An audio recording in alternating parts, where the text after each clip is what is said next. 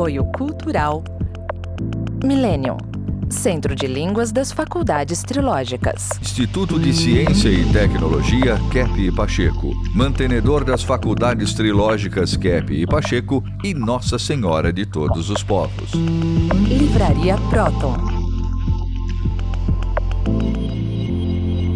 Olá, telespectadores do nosso programa Stop a Destruição do Mundo.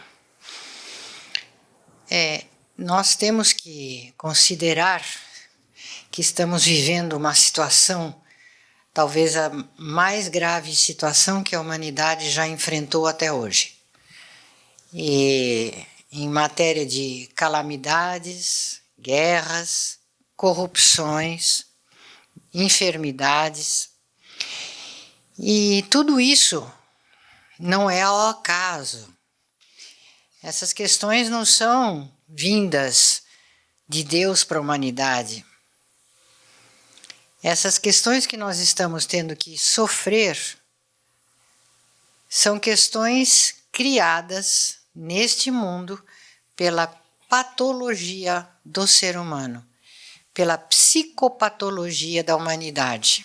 Ou seja, o ser humano doente grave, doente mental, como somos, criamos uma sociedade igualmente doente, que por sua vez alimenta esse mecanismo, indivíduo-sociedade, um influenciando o outro. Então a humanidade criou uma sociedade inadequada para viver, uma existência contra a própria essência do ser humano e da vida.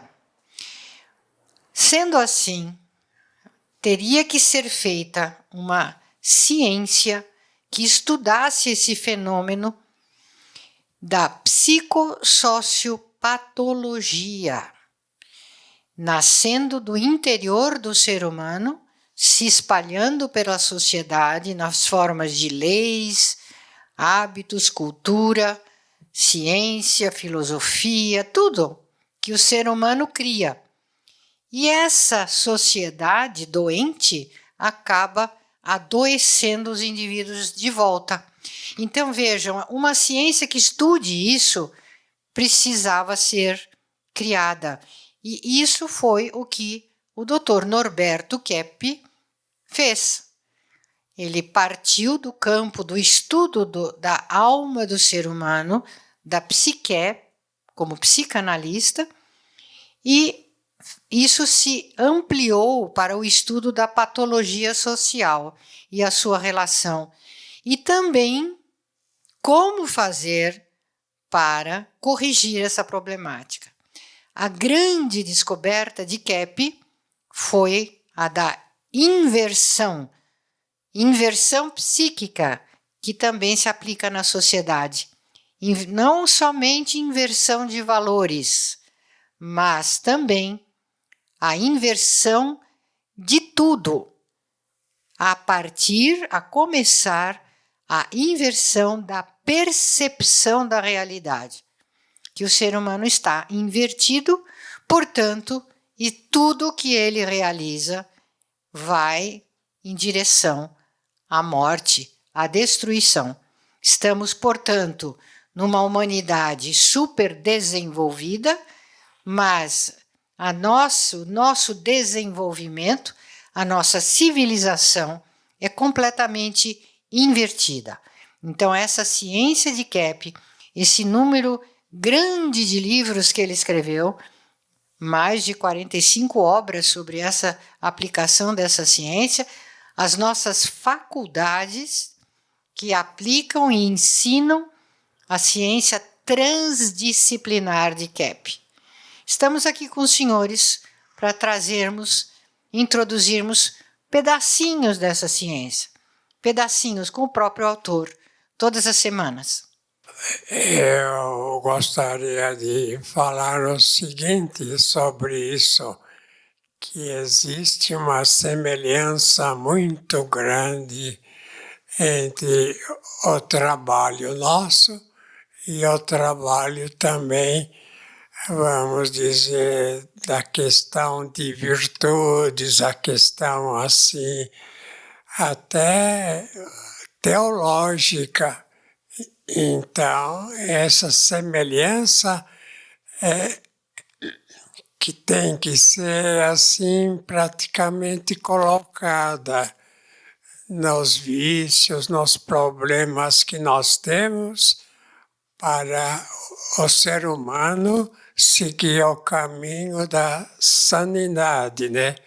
Até existe uma palavra interessante, sanidade com santidade. A santidade seria uma atitude sã, de acordo com a realidade, de acordo com a vida normal. Então eu vou colocar aí um quadro que mostra o que acontece assim no campo, vamos dizer, espiritual, com o campo social e com a nossa vida comum. Veja lá o quadro. Aqui nós vemos na coluna da esquerda os pecados capitais.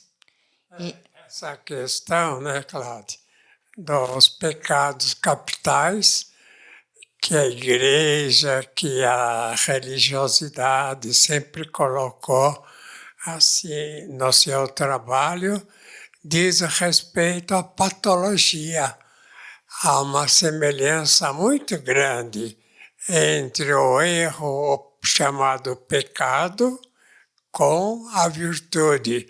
Então, veja, em primeiro lugar, né, qual é o defeito. Então, ali em cima, no primeiro lugar, nós temos o vício ou o pecado da arrogância, que é a mesma coisa que soberba. Então, e do outro lado temos o quê? Então, a arrogância e a soberba contrariam a humildade, que é a virtude. Agora, vocês que estão aqui presentes, né, para gravar, quem quer falar um pouco sobre essa relação, né? O que seria, então, a gratidão, o que seria ao contrário da soberba. Quer falar? Sim, Dr. Kepp. É muito importante notar que na sua igreja, na teologia que você vive, é ensinado essa questão do pecado e da virtude já é ensinada. Mas nós temos que buscar um aprofundamento. Como o Dr. Kepp falou há pouco, trata-se também de uma questão psíquica. Então, o problema, o vício da arrogância, ele precisa ser conscientizado. É necessário como que uma teologia terapêutica para que a pessoa então reconheça, perceba que na base, na sua essência, ela tem a humildade, que ela deve buscar viver a humildade, ser humilde, tanto quanto Cristo foi, tanto quanto Nossa Senhora foi, não é? Então percebam que é muito importante isto, além de saber o que significam os pecados e as virtudes, é necessário esse aprofundamento psíquico, uma verdadeira terapia teológica. Posso dar um exemplo, Dr. Kepp, disso, de humildade e arrogância? A gente nota que muitas pessoas ao longo da vida, elas assumem uma posição arrogante com relação aos seus próprios erros. Então elas não aceitam os erros, vê que errou. Então ela chega numa idade mais avançada e ela pode ser chamada de uma pessoa ranzinza, que contrária a tudo, fica difícil até de conversar com a pessoa. Ao passo que a pessoa que é mais humilde, ela vai aprendendo com o erro ao longo da vida. Então, é muito comum a gente ouvir dizer que a idade ensina. Isso não é bem verdade, porque se a pessoa for muito arrogante, ela pode chegar numa idade bastante avançada e ser pior do que um jovem que é mais humilde, que vai aceitando com os erros, ele vai aprendendo com os seus erros e se torna uma pessoa mais agradável e grata com a vida. Então, por que que a pessoa soberba, né, não aprende nada? É porque ela tem ideia de que ela já sabe tudo. Então, a gente nota que desde criança, a vida toda, o soberbo é um indivíduo assim à parte do mundo. É um indivíduo que não pertence à sociedade para discutir, vamos dizer, a psicopatologia. Então, o que é a patologia? Em geral, a ciência fala que a patologia é justamente a questão do pecado, que sempre, né, a religiosidade apontou como sendo assim fundamental para que a pessoa conheça a realidade. Então, se a pessoa acha que sabe tudo, a soberba é isso, o indivíduo que acha que sabe tudo, que não precisa aprender nada. Se a pessoa acha que sabe tudo, por que que ela iria assim tentar entender alguma coisa? Quer falar? Eu queria colocar aqui uma inversão que a humanidade tem em relação a todos esses problemas ali. O ser humano, pela inversão que ele tem, que ele sofre, ele acha que a pessoa humilde é uma pessoa inferior, meio boba, sem cultura, sem nível, e o arrogante, ele é poderoso, ele tem presença, ele é capaz. Então, isso já mostra como a humanidade, a sociedade é invertida. Vê uma pessoa que tem uma conduta humilde, já despreza e respeita os soberbos e os poderosos, que no final são os mais incapazes. Porque, como o Dr. Kepp explicou, o arrogante não acha que precisa aprender nada. Geralmente, ele é só máscara. Ele tem uma máscara de sabedoria, de competência, mas ele é muito incapaz. E vejam bem a inversão aí. Agora, a doutora Julieta queria falar alguma coisa? A relação da soberba ou da teomania, que são sinônimos, né? Essa mania de se achar o sabichão, né? Como fala no Brasil, e a relação com as doenças, porque quando nós somos muito arrogantes, nós vamos gerando uma tensão interna. Então, essa foi a tese, né, que a doutora Cláudia trouxe aqui no livro, A Cura pela Consciência, Teomania e Estresse. Então, a arrogância está totalmente relacionada com nossas doenças orgânicas, porque não aguentamos, né, querer viver o tempo todo numa coisa fora da realidade. E nossos hormônios ficam mal, nosso coração adoece, todos os nossos sistemas ficam impactados pela arrogância. É muito interessante porque vamos dizer que o defeito fundamental do demônio, do Lúcifer, é o fato dele querer ser Deus. Então ele queria tomar o lugar do Criador. Então, teomania significa mania de ser Deus, que todas as pessoas assim muito arrogantes, muito soberbas pensam que sabe mais ou menos tudo e não precisa aprender nada. Quer falar alguma coisa? Eu pensei ainda nesse tema, Dr. Kepp, da arrogância, da soberba, que é algo que a gente, infelizmente, observa muito nos jovens.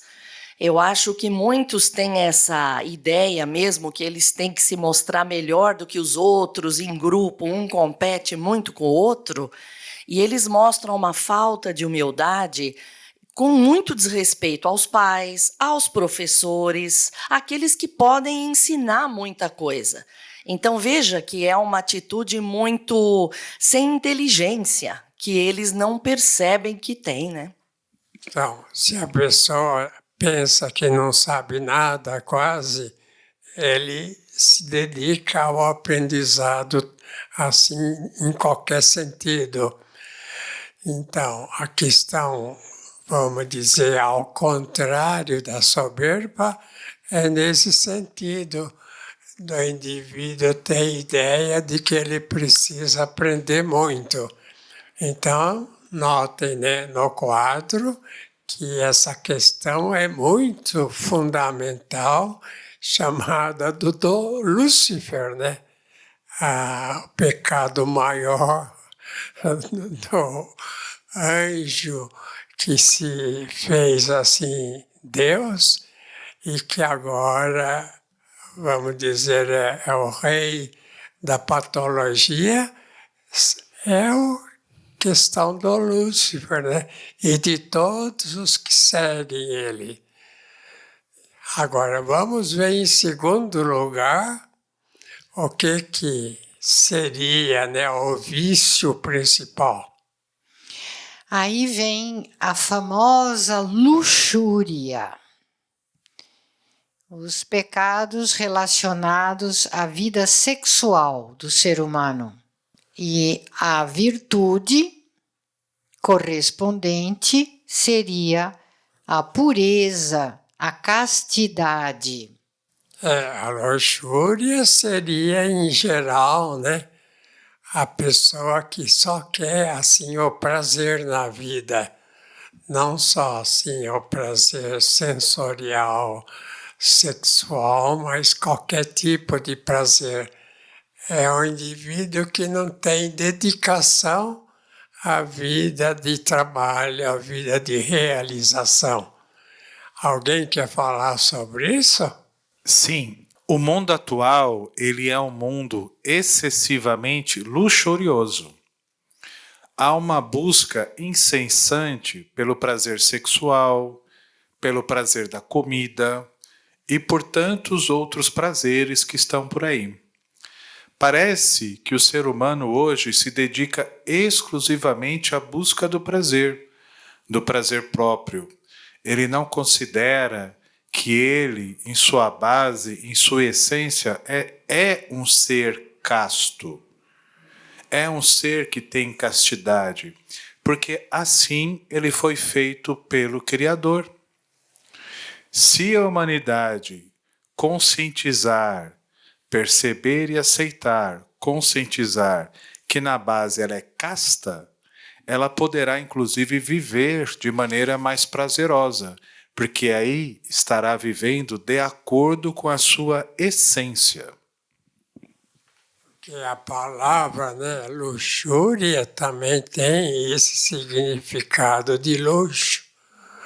O indivíduo que quer viver uma vida assim, de tesouro, de muito dinheiro, de muito bem-estar, de alimentação. Como o Sidney falou, o indivíduo que só quer ter prazer, que não se dedica ao trabalho, não se dedica a qualquer realização e, vamos dizer, aos sacrifícios da vida que o trabalho exige. Então, esse é fundamental, ver que é a pessoa que quer ver no luxo de vaidade, disso, daquilo. Mas alguém quer falar? Eu queria comentar que é uma grande inversão do ser humano achar que uma vida de prazeres vai trazer felicidade. E, ao contrário, né? Uma pessoa que realiza bastante que ela tenha felicidade. Então, o que eu observo, muitas pessoas que vivem nessa vida de prazeres, né, só em restaurantes super caros, muitas viagens, é muito comum, né, e são sempre angustiadas, adoecem mais, né, organicamente, e os que são mais ativos, dedicados, esforçados, têm mais saúde e são bem mais felizes, mais tranquilos, né?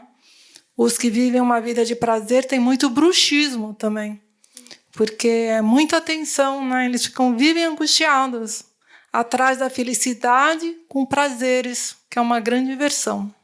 Outra manifestação, outro prazer muito frequente é pensar mal dos outros. E nós vemos que a pessoa que pensa muito mal, né, que tem esse vício, que ela não tenta manter uma estrutura mental mais pura, ela vai gerando também toxinas que vão se acumulando e estragando o bom funcionamento do corpo. Então, reflete, né? Essa sujeira, né, mental, ela vai se materializando e gerando as mais diversas doenças. Agora, Inger Thors quer falar. Eu quero falar sobre isso, que nossa saúde vem da nossa mente, que nós pensamos.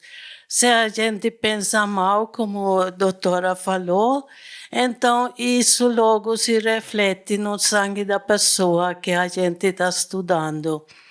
Então, todos esses vícios, a gente, se quer ficar nessas, paga pela má saúde do corpo. E se nós estamos nas virtudes, a gente fica mais saudáveis no corpo também, porque toda doença ou saúde vem da mente da pessoa. Eu queria aqui completar um pouco a questão da ideia e da percepção invertida que todos têm.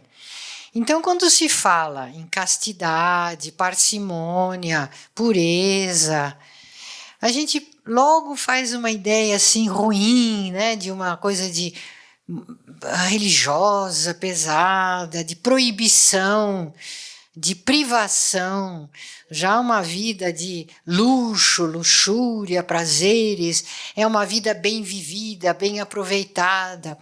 Eu me lembro que no passado, pelo menos, não sei hoje, todos os atletas, quando iam fazer as competições nacionais, iriam participar de torneios atléticos, já antecipadamente eles ficavam um pouco isolados, para evitar o desgaste energético de uma vida desse tipo, que gasta a energia da pessoa e desaproveita.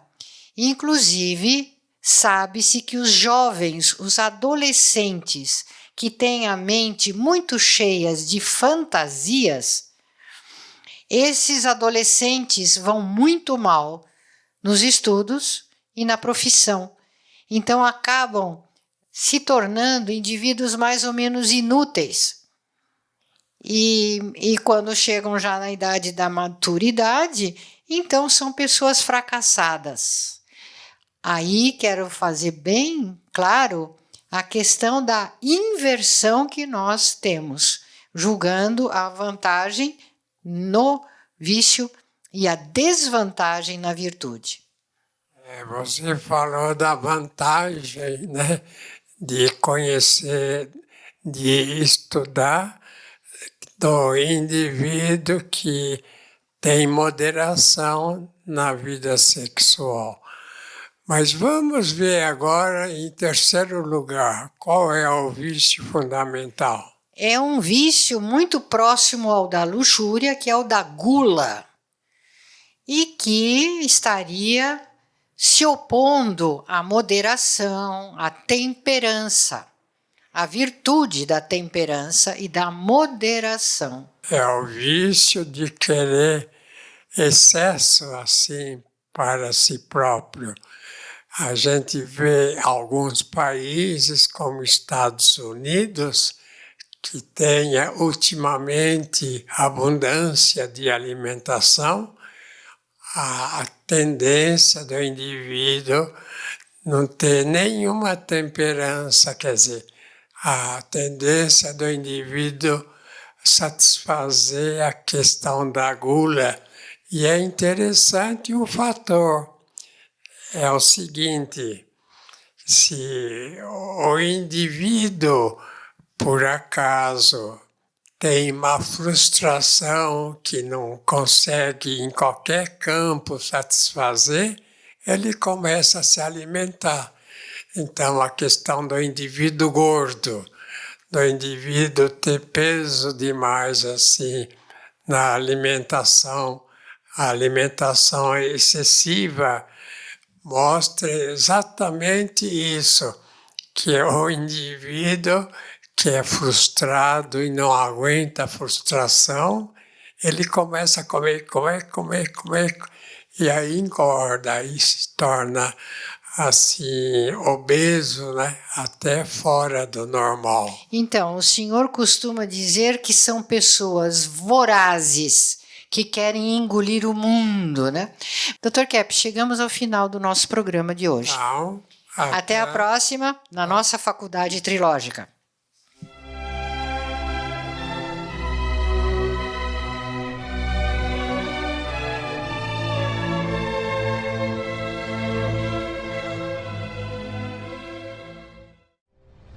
Entre no mundo da consciência. Próton Editora. Mais de 44 anos publicando os livros de Norberto Kepp, psicanalista e cientista brasileiro, o mais original escritor contemporâneo do mundo, segundo o Centro de Pesquisa Científica Nacional da França. A cura para as doenças psíquicas, orgânicas e sociais. As descobertas da nova física e a tecnologia inovadora, premiada internacionalmente. A verdadeira espiritualidade. A desinversão do ser humano e da sociedade.